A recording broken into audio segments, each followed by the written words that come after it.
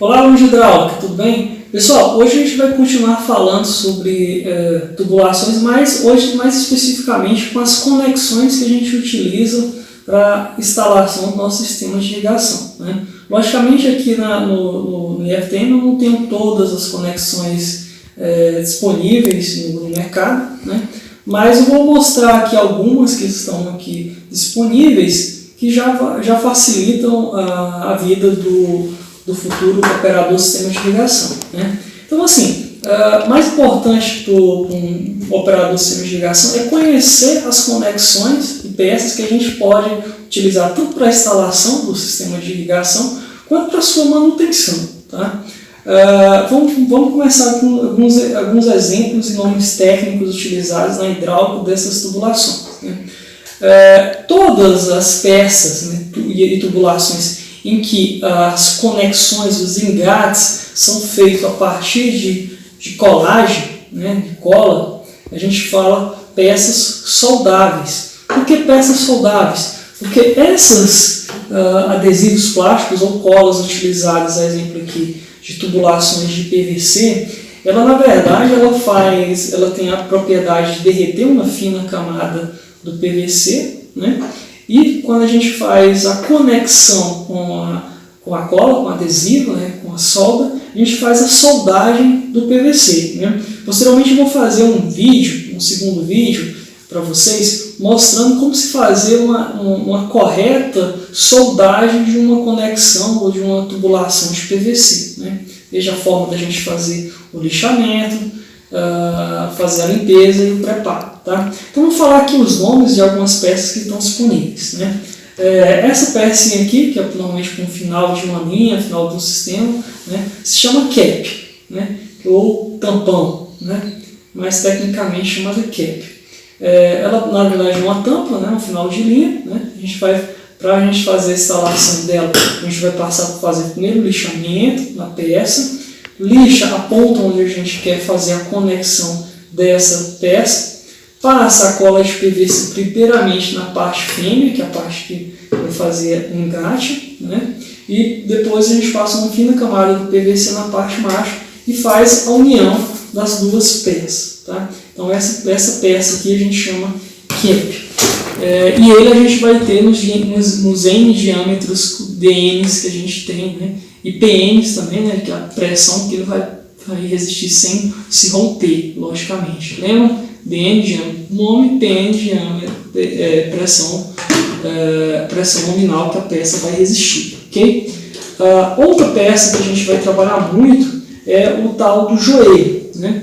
Basicamente você vai ter essa peça, esse joelho com joelho de 90 graus, né? Então imagina aqui, ó, o aço está nesse sentido e ela vai mudar a direção no sentido de 90 graus no ângulo reto. Você pode ter também essa peça aqui com um ângulo de 45, por exemplo.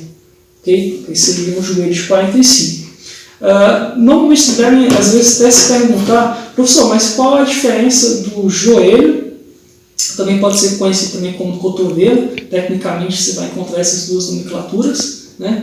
Mas a dúvida normalmente do aluno ou do iniciante é qual a diferença do joelho para uma curva de 90, que é essa aqui, que é uma curva de 90.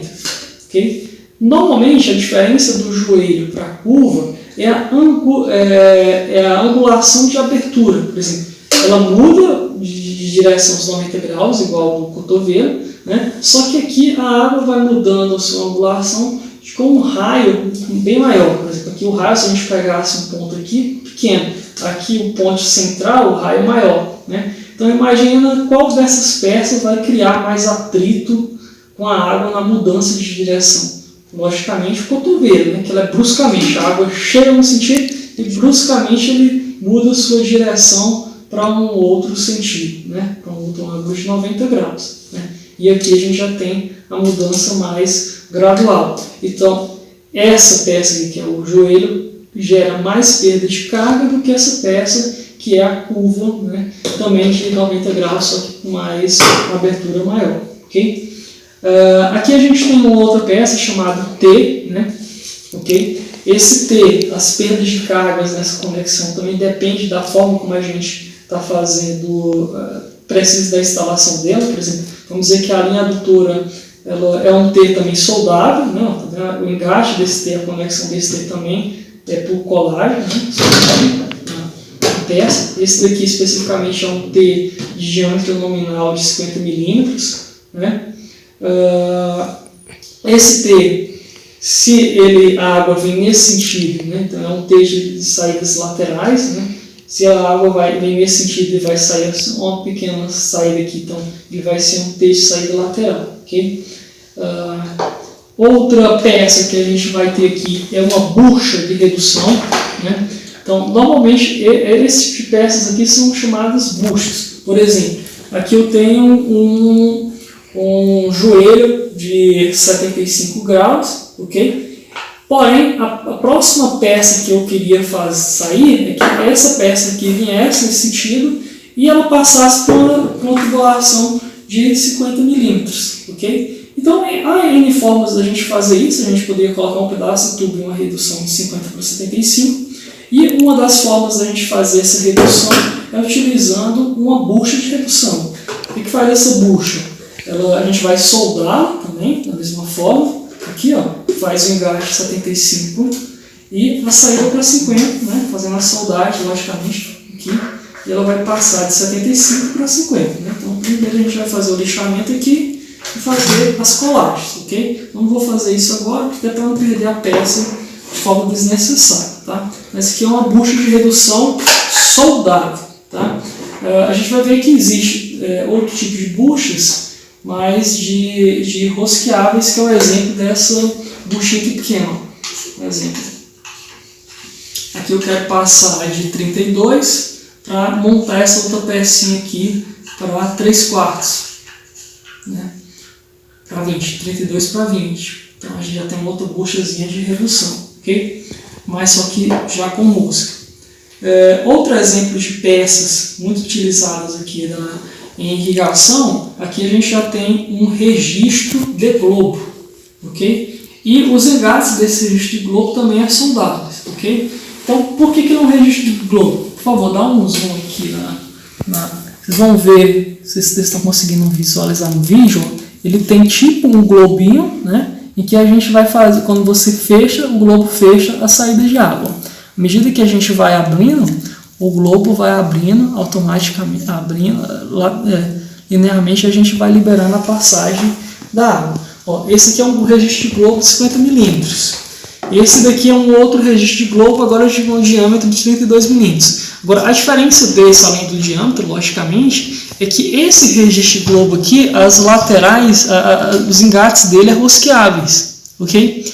Então, peças com rosca, a gente vai chamar normalmente peças ERR, ok? Então, normalmente, quando você quer comprar uma conexão que tem entrada rosqueável, você vai chegar nas revendas e vão pedir, eu quero um registro de globo de 32 milímetros rosqueável, por exemplo. Essa daqui já é uma redução, né? Então a gente poderia também ter usado aqui, ao invés de uma bucha de redução, usar ao longo da tubulação uma peça, né? Essa também é uma redução soldável, por exemplo, eu estou aqui de 50 milímetros e quero passar para 32. Então eu venho aqui com essa redução soldável, né? Engata, vai lixar, fazer todo o procedimento de soldagem, né? E aqui a gente passou de 32 milímetros de 50 milímetros para 32, né? Na verdade, ela pode ser uma redução como uma ampliação, né? Se a tubulação principal é de 32 e quer aumentar para 50, né, ela seria uma ampliação, logicamente. Ok? Vou mostrar mais algumas peças utilizadas. Né? Aqui, um exemplo aqui. Essa peça aqui, deixa eu pegar a branca primeiro para vocês verem. Essa peça aqui, ela é uma luva, né, uma luva de 50 milímetros, né, ou 2 polegadas, rosqueável, ou seja, uma luva ER. Então, ela tem rosca nos dois lados da luva. Né? Então, essas luvas, eu não tenho aqui nenhum exemplo, mas a gente também poderia ter uma luva dessa daqui soldável, né? Uma luva de 32 milímetros soldável. Tanto ela poderia ser curtinha, desse jeito aqui, como ela poderia ser uma luva de 32 milímetros, de 50 milímetros, soldável, mais longa. Okay? E aqui eu tenho uma bucha que está só fazendo a passagem dos 32 milímetros, né, de ER, né, de rosqueável, para 50 milímetros, ou seja, mantendo o mesmo diâmetro, só que soldável, né? Então aqui a gente poderia conectar, por exemplo, essa tubulação aqui de 50 milímetros, nessa bucha agora aqui, ó, a gente fazeria a soldagem e passaria aqui uma tubulação soldável para uma tubulação rosqueável, dependendo da finalidade que a gente tem, ok? Então essas aqui seriam outras possibilidades na montagem do sistema de irrigação. Na mesma linha aqui do registro, aqui a gente tem um exemplo de um registro de gaveta, né? Que é um registro de gaveta e o material de confecção dele é latão, né? Então normalmente são peças, essas peças metálicas de latão, normalmente elas são bem mais caras do que as peças de PVC, né? Qual a diferença do registro de gaveta para o registro de globo, né?